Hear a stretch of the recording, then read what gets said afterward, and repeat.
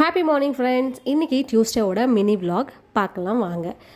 வேலையை அடுப்பில் வந்து முட்டையை வந்து வேக வைக்கிறதுக்கு எடுத்து வச்சுட்டேன். அது கூடவே வந்து சப்பாத்தியும் திரட்டி சுட்டும் எடுத்தாச்சு. ஸோ ஹாட் பாக்ஸில் போட்டு வச்சுட்டேன். இன்றைக்கி வந்து ஒரு அரை கிளாஸ் அளவுக்கு ரொம்ப தெளிவான பதத்தில் சத்து மாவு கஞ்சி குடிக்கலான்னு தோணுச்சு. அதனால் சத்து மாவு கஞ்சி நல்லா மிக்ஸ் பண்ணிவிட்டு இந்த மாதிரி நல்லா கலந்து விட்டோம்னா நம்மளுக்கு அடி பிடிக்காது, அதே மாதிரி கட்டி கட்டியாகவும் வராது. அதனால் நல்லா கலந்து விட்டு நம்ம அடுப்பில் வச்சு நல்லா அந்த ஸ்பூனில் கிண்டிகிட்டே இருக்கணும்.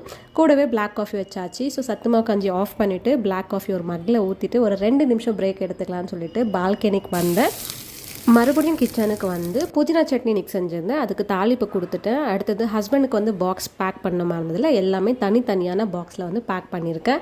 இன்றைக்கி பார்த்திங்கன்னா முட்டை, அப்புறம் வந்து பப்பாளி பழம், பைனாப்பிள், அப்புறம் சக்கரவள்ளி கிழங்கு, தர்பூசணி பழம், அதே மாதிரி வேக வச்சுருக்க காய்கறி, திருவுன பீட்ரூட், இதுதான் என்னோட பாக்ஸு.